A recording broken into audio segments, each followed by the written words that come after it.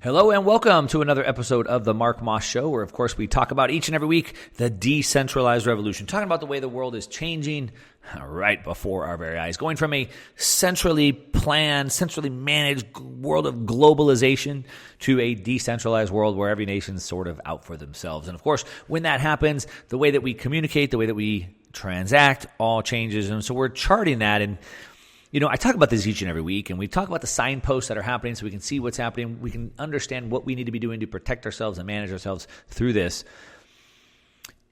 And some of these signposts that we see are more subtle, right? And it's like a lot of times people ask me, on social media, which, by the way, if you're not following me on social media, you should check it out. It's just at @1MarkMoss. It's the number 1 Mark Moss. But, I'll post a thing talking about the pendulum swinging back and how, globalization is ending. And people are like, Mark, what are you talking about? I don't see that happening at all. It seems like the world's getting more centralized. So a lot of these signs are more subtle. But what we've seen going on this last week, maybe last 2 weeks, is really accelerating. It's really accelerating a lot. And so I want to talk about that. We're going to talk about the death of the dollar. We're going to talk about the death of the dollar. Is it greatly exaggerated? Is it really happening right now? We're going to talk about that. I want to go into some historical context so you can really understand how this works, why this works.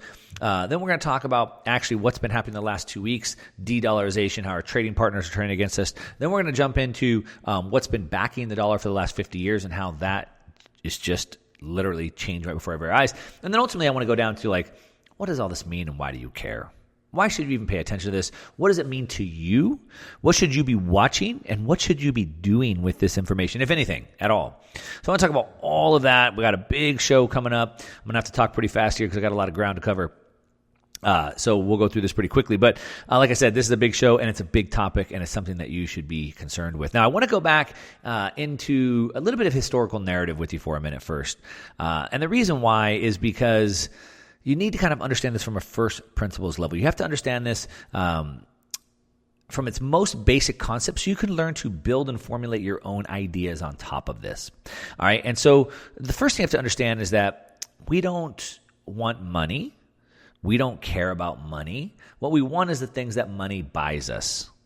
And ultimately, money is just a way to store our value, to store our labor, our energy, until such a time that we're ready to use that. So what we really want is we want a new house, a new car, we want to go out to dinner, we want to go on vacation.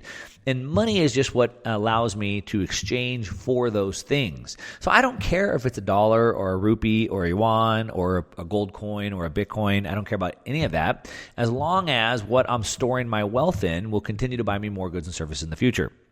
It's important to understand that distinction because as we start talking about the way that the dollar is changing and different currencies that are being used, it's important to understand it's only really a medium of exchange. It can also be used as a store of value as well, but we use lots of things to store our value. Now, it's important to understand that. Now, another thing I want to talk about just real quick is a little bit of a history lesson so you can understand the way this works. So it's all of economics is actually super simple. And I know that a lot of people talk about it, make it complex. I do as well, because it is a complex topic, but at the same time, it's very simple. Economics always works off of the law of scarcity, the supply and demand. So if there's more demand than there is supply, the price goes up. And the vice versa is also true. So, for example, if there were 5 houses for sale but only one buyer, the price of those homes would have to come down because those home sellers are now competing for the one buyer. If the opposite were true, if there were 5 buyers but only one house for sale, the price of the home would go up as those 5 buyers would now compete for the one single house, supply and demand. So the reason why it's important to understand that is because as the supply of money increases, which is actually the definition of inflation. If you think about inflation, if I was going to inflate a balloon, I'm increasing the volume of air. So if you inflate the money, you're increasing the volume, you're increasing the amount of money. And the problem is as you create more money, that new larger supply of money is trying to compete or chase the same amount of goods. So more demand than there is supply. The price of goods goes up, obviously. Now, it's important to understand that so you can understand in context what's exactly happening in the world today with the supply of money, but more importantly with the supply, or I should say the prices of everything. And let's go back into a little bit of historical narrative so you can understand this real quick. So if you think back to the stories of the Roman Empire, the greatest country in the history of the world's ever known. It covered the entire known world at the time. The problem is as it continued to expand that empire, it became very expensive. Sound familiar?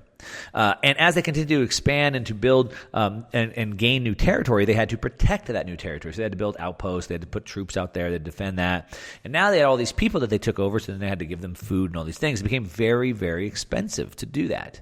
The problem is that at the time, silver was money. Their silver coin was money. And they needed more money to afford to expand the empire and to hang on and maintain the empire that they had. And so how do they get more money?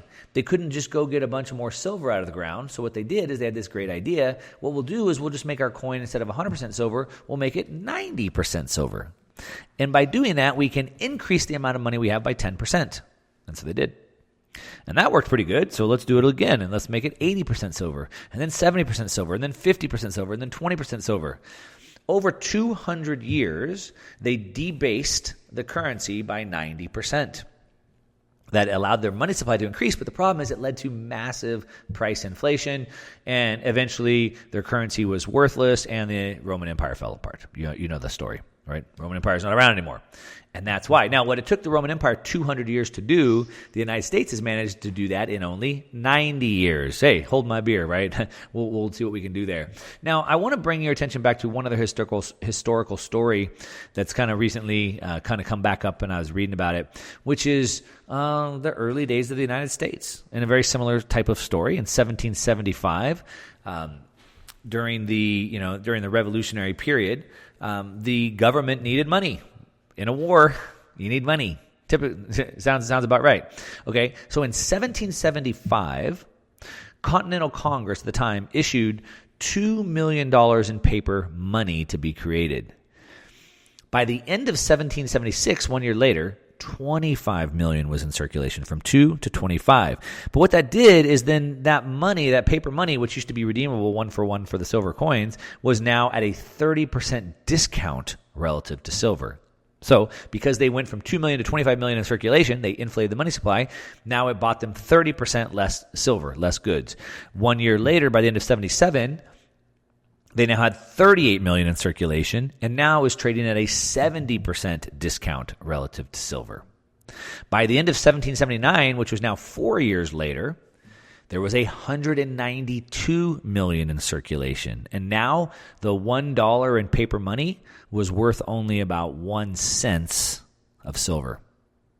Now, all this money creation made it worth less money, just like the Roman Empire and just like we're seeing today. Now, what's important to, I love this thing. At one point, it said George Washington, who was the commander of the Continental Army, remarked that a wagon load of money wouldn't buy a wagon load of provisions anymore.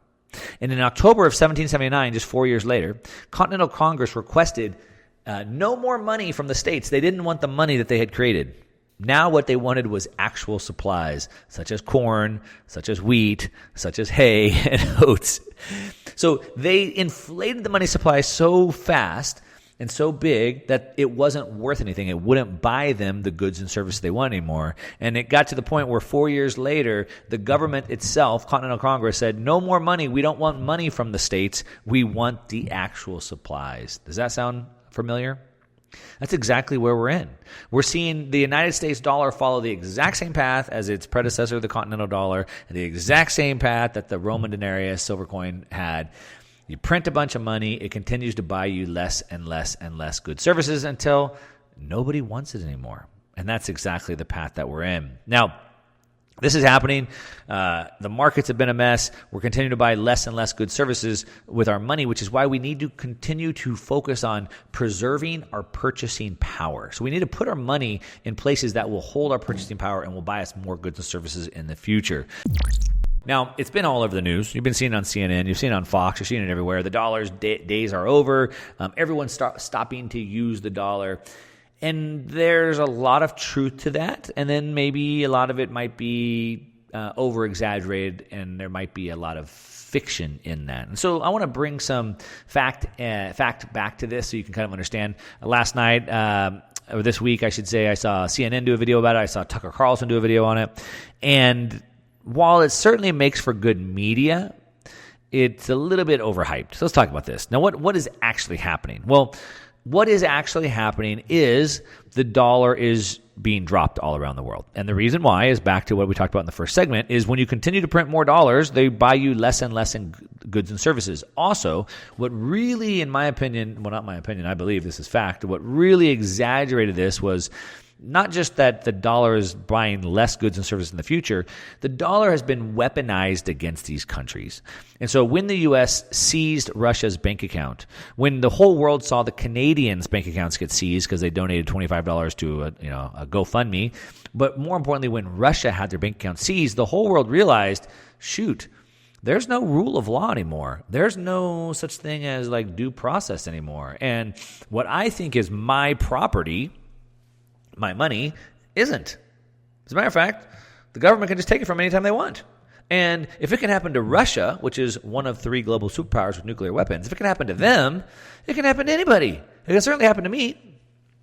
And any other nation will as well. So 2 things. One, the rapid increase of money supply of dollars means it's buying less and less in good services, so they don't want to hold it. But second of all, they don't want to hold it because they know it can just be seized at any given time. And so the world has already been on a path of what's called de-dollarization. So China really announced this back in 2013. Russia's been de-dollarizing. China's been de-dollarizing, knowing that this day was going to come, in my opinion. Now, when it happened to Russia, China took extra measures to really start to speed up de-dollarization. But what's been all over the news headlines in the last week or two is that the rest of the world is all following suit now. As a matter of fact, it's like the world is dropping the dollar like a bad habit. Now, there's been news headlines everywhere.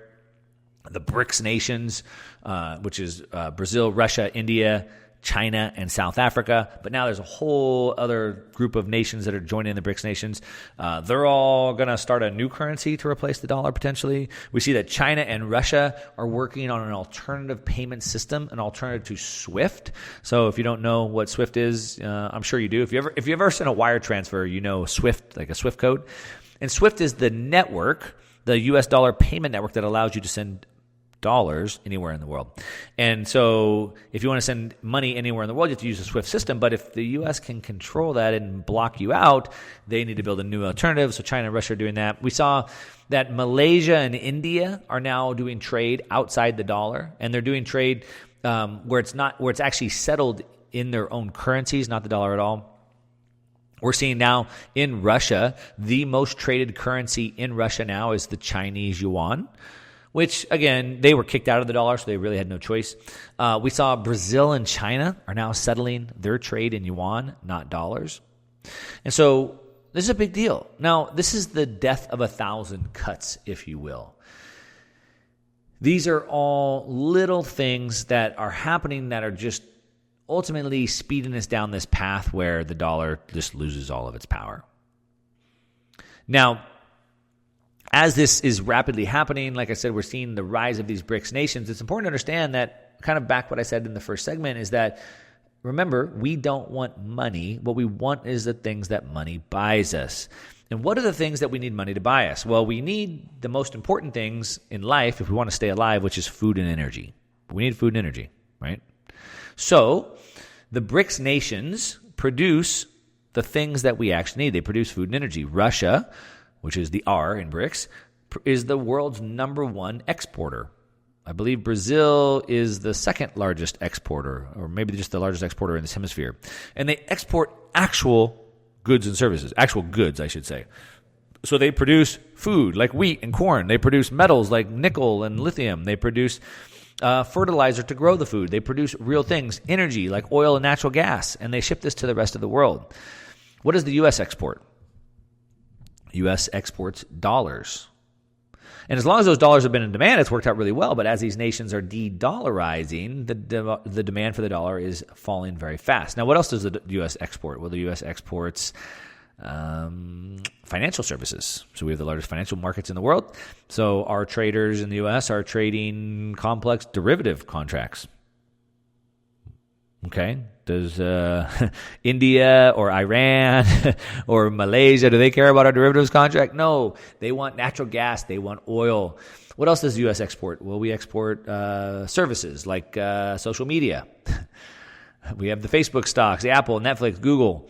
And actually, Putin called us out on that as we tried, as I should say, not we, as the U.S. government tried to punish Russia and said, we're going to crush your bank accounts, et cetera. Well, Russia's fine because they're continuing to produce the goods and services that the world wants. And Putin called out the United States. He said, what are you guys going to do? Live off of each your social media stocks? Like, that's what we have. That's what we produce. But the BRICS are all traded in other currencies. They're trading in their own. Now, it's important to understand that while the U.S. is definitely losing trust, and not just because they're printing more dollars, but because they seized Russia's bank account, these nations don't trust China either. They probably, even as much trust has been damaged with the U.S. dollar, there's probably still more trust in the U.S. dollar than there is in China. And none of these countries, the BRICS, this coalition that they formed, none of them trust anybody. So what they're wanting to do is they're all wanting to trade in their own currencies. So we saw this week India ditches the U.S. dollar to trade in rupees, for example. We see that China and Malaysia are now discussing a new fund called the Asian Monetary Fund to reduce dependence on the U.S. dollar. We saw China and Brazil recently struck a deal to ditch the U.S. dollar in favor of their own currencies. Now, this is a pretty big deal because Brazil has been one of the U.S.'s, what we would call friendlies. They're one of the largest commodity exporters in the world. The U.S. needs Brazil. As the world continues to decentralize, deglobalize, the U.S. needs Brazil, needs South America in its orbit. But we've done a lot to destabilize that relationship. And now here's China and Brazil getting cozy, and now they're deciding to do trade in financial transactions, exchanging in Chinese yuan for real without converting to the dollar. We saw Kenya in Africa now says that they're going to buy oil using local currency instead of U.S. dollars. Kenyan President William Ruto signed an agreement with Saudi Arabia to buy oil for Kenyan shillings instead of U.S. dollars. Russia is calling on these BRICS nations to explore trading in new currencies. Now, I don't believe they're going to be able to find a new reserve currency. I don't think that's the way it's going to work. I see a decentralized world. So I'm going to explain to you what that means.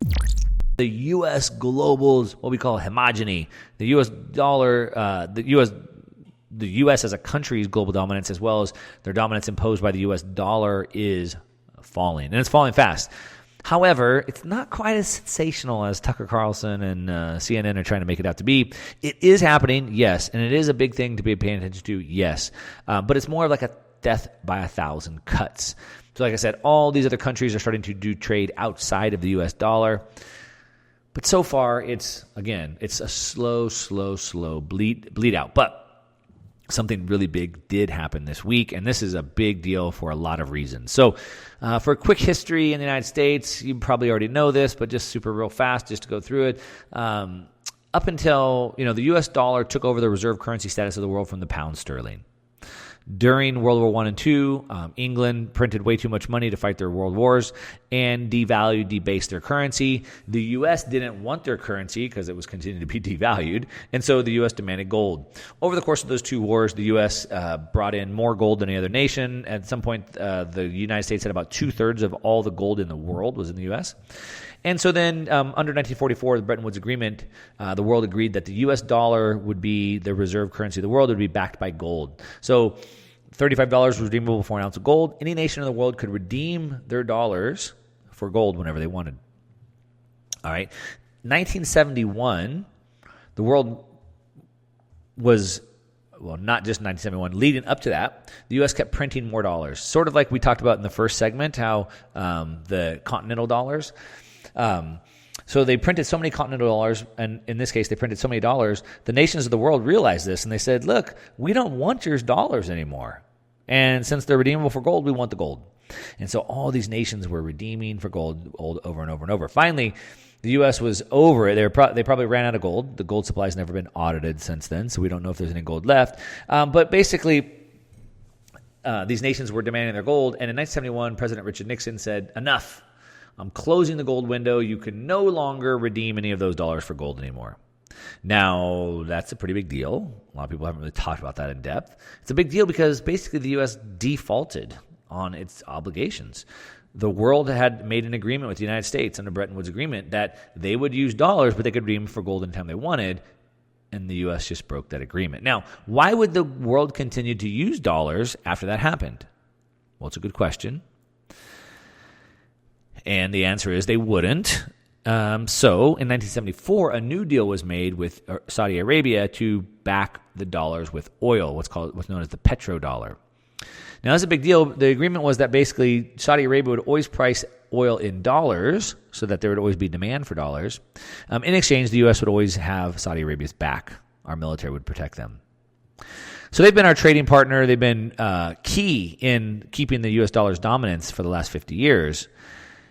And that's been a big deal, except for President Biden came in on a campaign saying that he was going to put them in their place. He was going to push back on them. He was going to take this thug of a kingdom and check them and put them in their place. At the same time, as Biden went on this rampage to destroy relations with Saudi Arabia, he also went on a binge to destroy oil output in the United States, which is pretty weird. You would think if you're going to destroy your relationship with an oil-producing nation that we depend on, you would try to increase your oil supply so we could offset the damage that would cause. But, of course, that's not what President Biden would do. He would destroy our oil-producing nation partner and destroy our own oil economy at the same time. But basically, it's a big deal because as this has continued to break down, then we saw inflation. This is a key piece here. We saw inflation running rampant. Now, inflation, in this case, being the prices of goods and services were going through the roof. And this was mainly being driven by energy prices going up. The price of oil and natural gas went through the roof. And when the price of energy goes up, the price of everything goes up because everything requires energy. So what is the U.S. President Biden and the Federal Reserve going to do? Well, they need to bring prices back down. So Biden starts releasing oil from our strategic petroleum reserve. So again, supply and demand. If the price is too high, well, let's increase the supply. Now, instead of increasing the supply like he should have done, which is like, hey, oil producers in the U.S. produce more oil, that would have been the smart thing. Instead, he said, let's just drain our savings account. It's sort of like let's say that you lost your job, and instead of just going, hey, I should probably go get another job and produce my own and create wealth, produce more income, let's just drain our savings account. And that's basically what he did. And so we've been doing that. Of course, Biden, in addition to draining our oil supply, begged the world to produce more oil, begged Saudi Arabia to produce more oil, begged Venezuela to produce more oil. He tried to get a meeting with Saudi Arabia, and they didn't want him to come. They denied him, which of course they would after he said all those mean things about him. Finally, they let him come over, and I think this was a very key moment, is when President Biden finally went to go meet with the king, Mohammed bin Salman, MBS as he's referred to. There's a famous picture. It was an embarrassing picture where basically Biden and MBS are doing a fist bump. Now, a fist bump is maybe something you do with like one of your boys when you see him real quick, and it's kind of like done in jest or in fun. But if you're particularly a man, but anybody, and you're going to do a serious deal, you're going to do a business deal, you're going to shake a hand. And so I think that was kind of the shot heard around the world. And even worse, that really cemented this was that then we saw President Xi from China over there shaking hands. Which is the way it's done. Now, so this has continued to deteriorate this relationship with Saudi Arabia. And the big thing is that this week, Saudi Arabia came out and said that they no longer care about the United States. They no longer care what the United States thinks.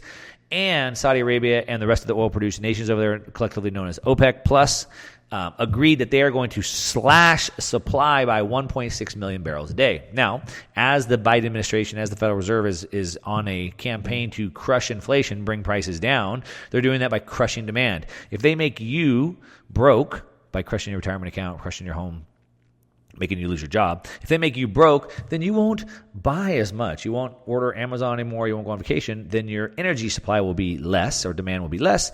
And so if they can crush the demand for oil, then they could somehow bring inflation down. But OPEC says, we see what you're doing, so here's what we're going to do. You want to crush demand? Fine. We'll just shut off supply. See, two can play that game. And that's exactly what they did. So OPEC agreed to cut restriction back by 1.6 million barrels a day. That's a big deal. Now, of course, this starts next month through the end of this year. Of course, that happens right in the middle of summer when demand for energy goes through the roof. What is that going to do to inflation for this summer?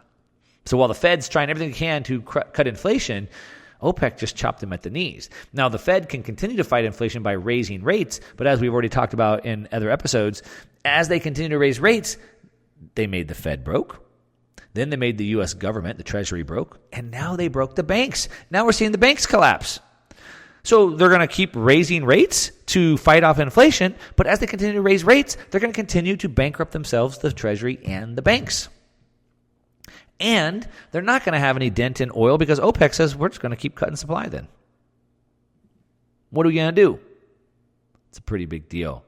Now, on top of that, Saudi Arabia is now in bed with China. Saudi Arabia now says they're going to adopt economic strategy without U.S. dependence. They said that they're now going to cut oil production. They're now partnering with China to build Chinese oil refineries. They entered a trade alliance with China, Russia, India, Pakistan, and 4 Central Asian nations to step away from the U.S. dollar. They partnered with India to create an investment bridge, emphasizing greater economic interconnectedness. I mean, this is a really big deal. I speak around the country quite a bit. I'm going to be speaking at the Bitcoin conference that's coming up here next month. That's a pretty big deal for you to be paying attention to because as the U.S. dollar loses dominance, there's not going to be another single reserve currency, in my opinion. There's no global power to come and unilaterally from on high say, this is the new reserve currency. It's not the way it works. All of these nations, these new trade alliances are trying to come up with their own currency, their own monetary system, but none of them are going to trust each other. So that's why they're all wanting to trade in their own currencies. India wants to trade in the rupee. Brazil wants to trade in the real. China wants to trade in the yuan. And so we're going to continue to see the monetary system decentralize.